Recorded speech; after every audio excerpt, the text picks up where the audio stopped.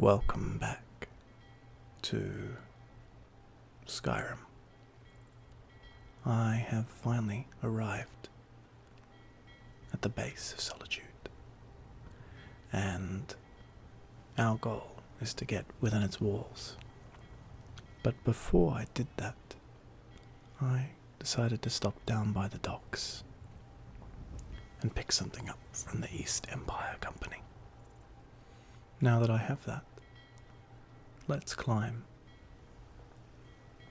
up this slope to get to the walls of Solitude itself.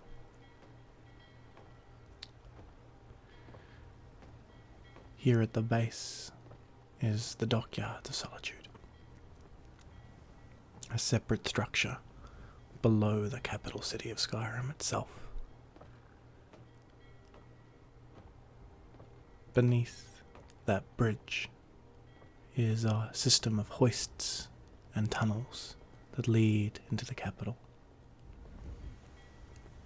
so that people selling goods need not climb these wooden steps. I can imagine it would be quite a journey to do so.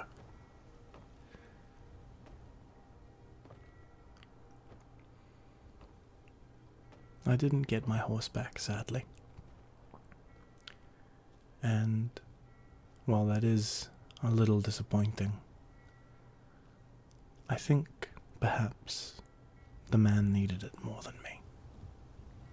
And sometimes it's good to let go of things, to accept that in life we're not always going to get what we want. And that's okay. Not everything happens the way we want it to do. Luckily, this man over here was able to get me all the way to Solitude in his cart, along this great road here. The capital itself is always beautiful, and a pleasant walk up along its fortified palisades makes me feel peaceful, and more importantly, in this place, secure.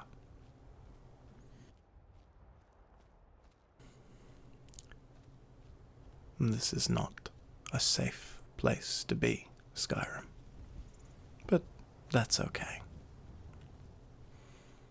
It certainly is a beautiful one, and well worth the journey and the risk.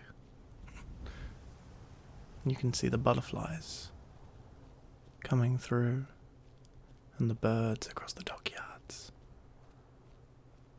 The security of it all, the monumentality of the bricks is impressive, and the city itself jutting right up against some mountains certainly is quite beautiful.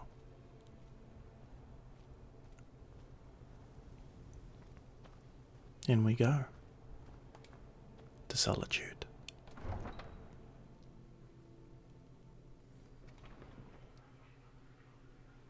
It seems perhaps a festival of sorts is on. It is winding down in the later afternoon here in Solitude.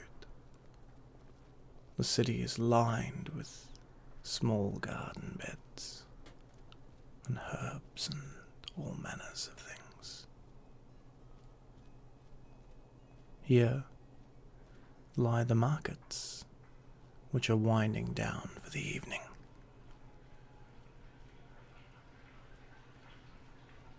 Fishmen and vegetables and meats of all kinds come to the capital. And another branch of the trading company distributing goods among the sellers. Perhaps just round this corner here, hidden away is where we will find our story. Perhaps someone was reading it. But for us, it's a gift.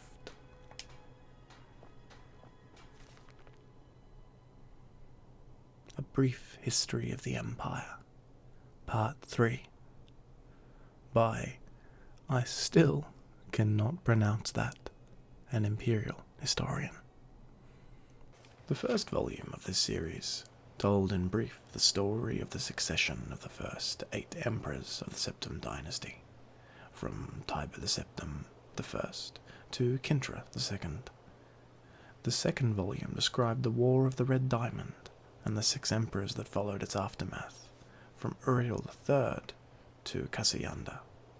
At the end of that volume, it was described how the Emperor Kaseyanda's half-brother Uriel IV assumed the throne of the Empire of Tamriel.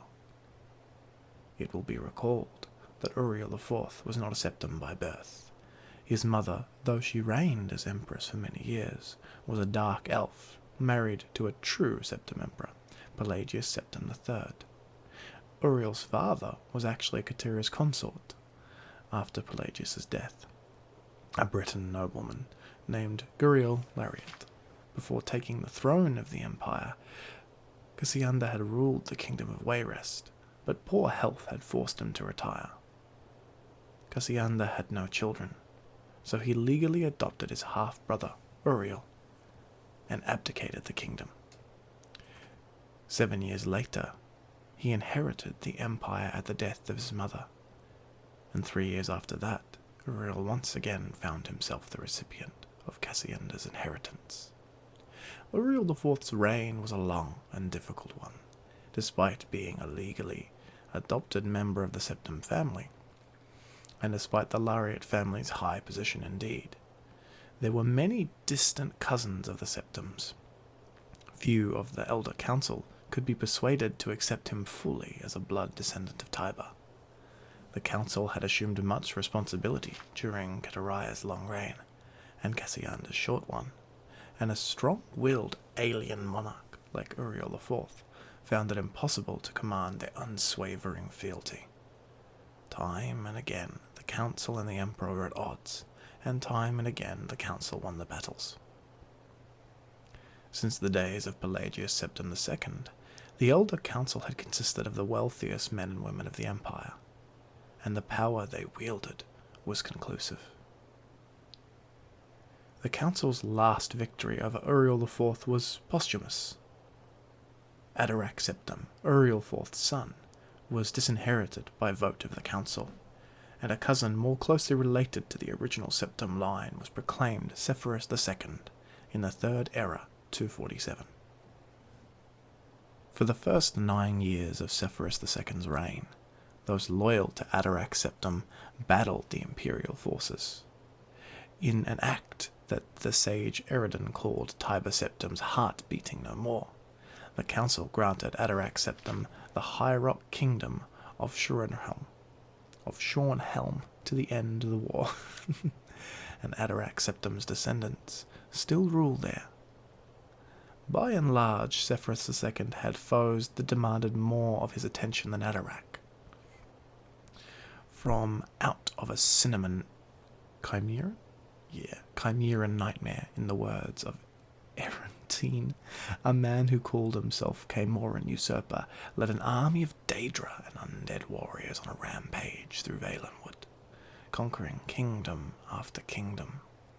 Few could resist his onslaughts, and as months turned to bloody month in the year Third Era 249, even fewer tried. Sepphoris II sent more and more mercenaries into Hammerfell to stop the usurper's northward march, but they were bribed or slaughtered and raised as undead. The story of the Camoran usurper deserves a book of its own. It is recommended that the reader find Pelarax Irilis, The Fall of the Usurper, for more detail. In short, however, the destruction of the forces of the usurper had little to do with the efforts of the emperor.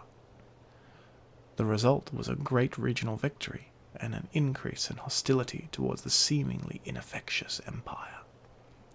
Uriel V, Zephyrus's son and successor, swiveled opinion back towards the latent power of the empire, turning the attention of Tamriel away from internal strife.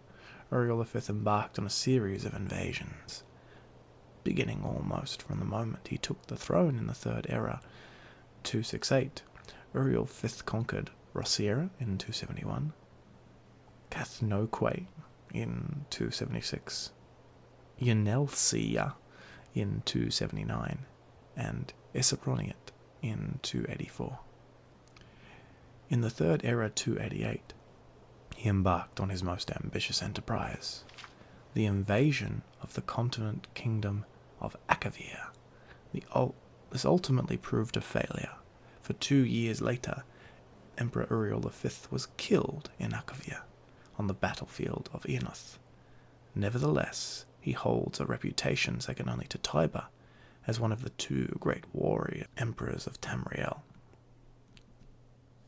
The last 4 emperors, beginning with Uriel V's infant son, are described in the 4th and final volume of this series.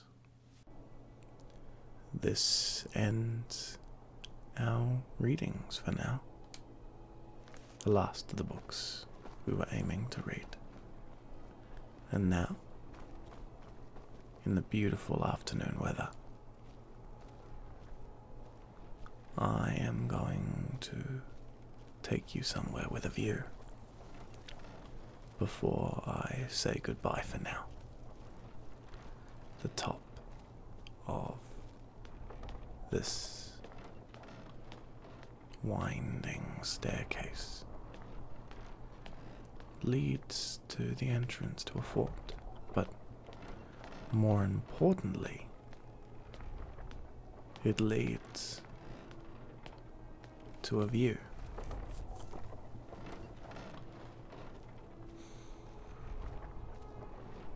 Over there is the mountain that juts against Solitude, and the forest that holds it. The sun setting along in the distance, and the birds flying past. The valley that we passed through, and the windmill that we gazed up at as we started our walk here.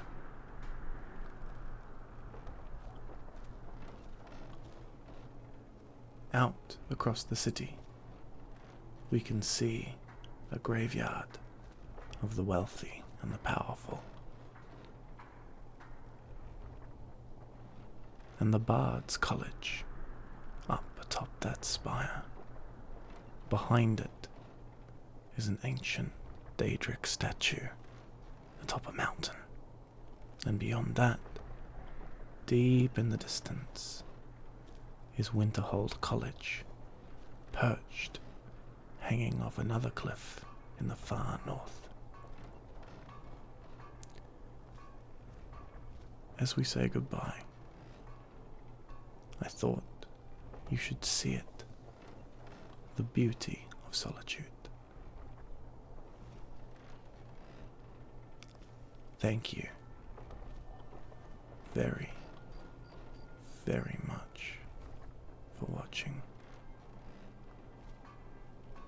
and I will see you sometime in the future, perhaps. Goodbye.